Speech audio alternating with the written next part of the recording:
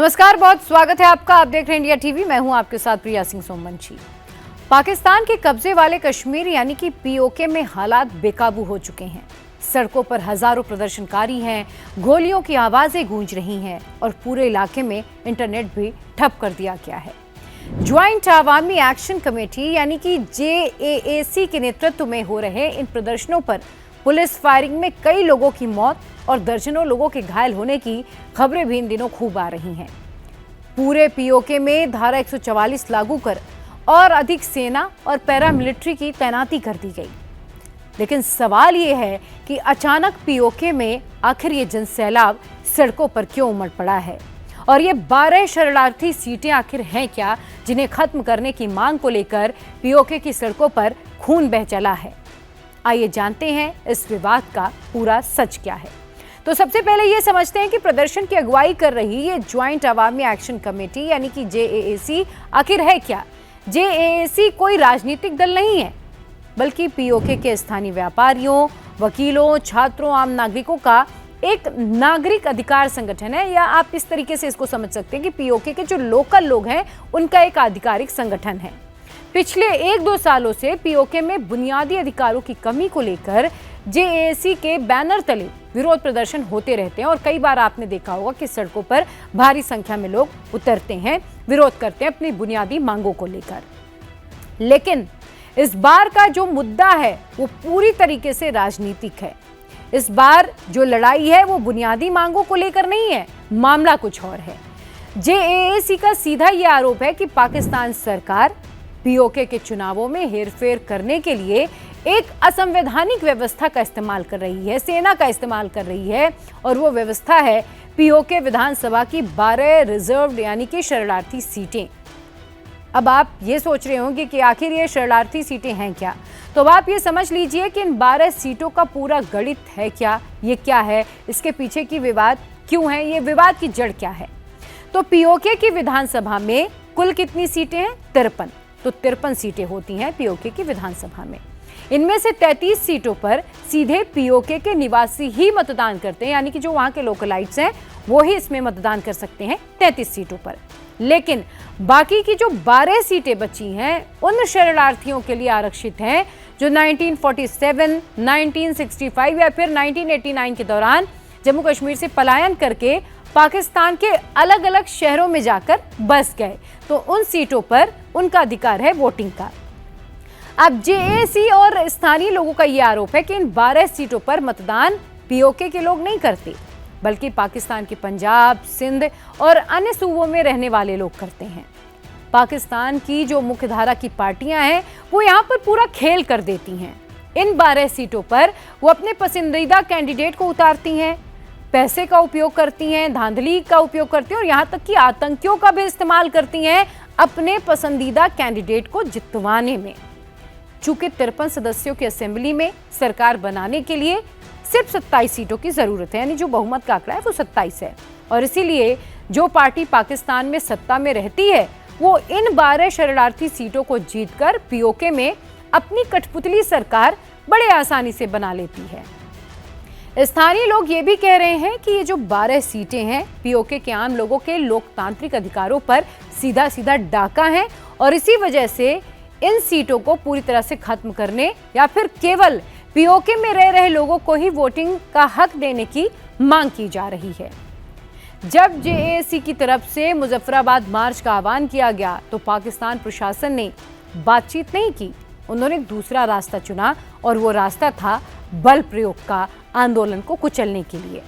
पूरे इलाके में पैरामिलिट्री फोर्स और पंजाब आर्म्ड कांस्टेबलरी की टुकड़ियां तैनात कर दी गईं। प्रदर्शनकारियों को रोकने के लिए सड़कों पर बड़े बड़े बैरिकेड्स लगा दिए गए, कटीले तारें लगा दी गईं, और जब भीड़ आगे बढ़ी तो पुलिस ने भीड़ पर सीधी फायरिंग कर दी, और ये सीधा सीधा मानव अधिकारों का उल्लंघन भी था, जिसमें दर्जनों प्रदर्शनकारी हताहत हो गए और बताया जा रहा है 30 से ज़्यादा मौतें भी हुई हैं। हिंसा को दबाने के लिए, दुनिया तक इस तरीके की खबरें ना पहुंचे, पाकिस्तान अपना चेहरा चमकाने के लिए पीओके में मोबाइल, इंटरनेट और ब्रॉडबैंड सेवाएं बंद कर चुका है और पूरे इलाके में धारा 144 थोप दी गई। लेकिन ये कोई नया मामला नहीं है। आपने अक्सर पीओके से ऐसी तस्वीरें आती हुई देखी होंगी। ये पहली बार नहीं है कि जब पाकिस्तान की सेना ने पीओके में उठने वाली आवाजों को कुचलने की कोशिश की है। 1974 के एक्ट 74 के तहत पीओके को नाम मात्र की स्वायत्तता दी गई है, लेकिन असल नियंत्रण इस्लामाबाद में बैठे कश्मीर काउंसिल और पाकिस्तानी सेना के हाथ में ही रहता है, वहां के जनरल के हाथ में ही रहता है। पीओके में अब आगे क्या है वो भी समझ लीजिए। पीओके में ये जन आक्रोश इस बात का साफ संकेत है कि वहां के लोग अब इस्लामाबाद के इस राजनीतिक छल और आर्थिक शोषण से तंग आ चुके हैं और इसीलिए अपनी मांगों को लेकर वो सड़कों पर हैं। एक तरफ जहां भारत के जम्मू कश्मीर में रिकॉर्ड वोटिंग और विकास कार्यों की चर्चा दुनिया भर में होती है, तो वहीं दूसरी तरफ पीओके के लोग अपनी बुनियादी अधिकारों और सही राजनीतिक प्रतिनिधित्व के लिए सड़कों पर खून तक बहाने के लिए मजबूर हो गए। 12 शरणार्थी सीटों को खत्म करने की मांग सिर्फ चुनाव से जुड़ी हुई नहीं है, बल्कि ये पीओके के नागरिकों की आत्मसम्मान की लड़ाई भी बन चुकी है। और आने वाले दिनों में ये देखना अहम होगा कि क्या पाकिस्तान सरकार प्रदर्शनकारियों की मांगों के आगे झुकेगी या फिर अपने हमेशा की तरह चाल बदलकर सैन्य बल से इस आंदोलन को दबाने की नाकाम कोशिश जारी रखती है। पाकिस्तान के कब्जे वाले कश्मीर यानी कि पीओके में इस वक्त गृह युद्ध जैसे हालात बने हुए हैं। सड़कों पर खून बह रहा है, पूरे इलाके में मोबाइल इंटरनेट बैन है और पाकिस्तानी सेना की टुकड़ियां राइफल ताने हुए खड़ी हैं वहां की आवाम के आगे।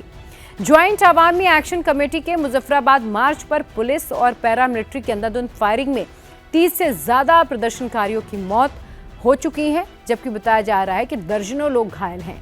लेकिन ये जो गुस्सा है ये सिर्फ 12 शरणार्थी सीटों की चुनावी धांधली का नहीं है, ये गुस्सा है 77 सालों से चले आ रहे शोषण, गुलामी और बर्बरता का।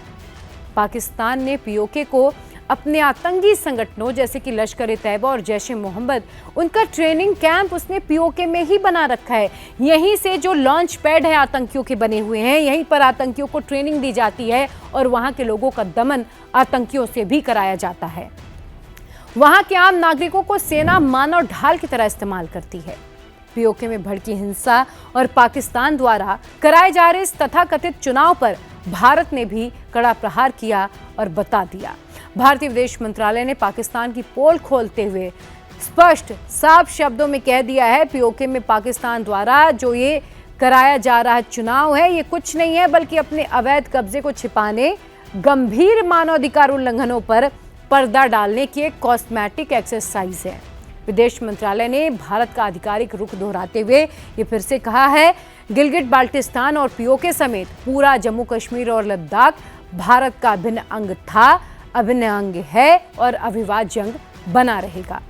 पीओके में उमड़ रहा यह विशाल जन सैलाब पाकिस्तान द्वारा दशकों से किए जा रहे आर्थिक शोषण, बुनियादी अधिकारों के हनन और प्रशासनिक दमन का सीधा नतीजा है। भारत ने संयुक्त राष्ट्र यानी कि यूएन और वैश्विक मंचों पर भी स्पष्ट कर दिया है कि पाकिस्तान अपने घर में लोकतंत्र का कत्ल करके और नागरिकों पर गोलियां चलाकर दुनिया का ध्यान नहीं भटका सकता।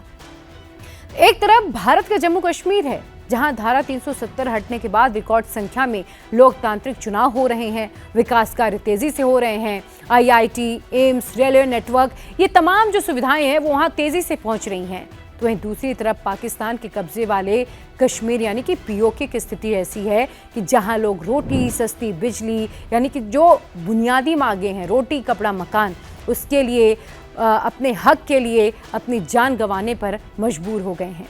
पाकिस्तान के रक्षा मंत्री ख्वाजा आसिफ का एक बयान आया इन दिनों और वो इस मानसिकता की पराकाष्ठा है क्योंकि उन्होंने अपने ही नागरिकों को और प्रदर्शनकारियों की तुलना दुश्मन से कर दी, यानी कि भारत से कर दी।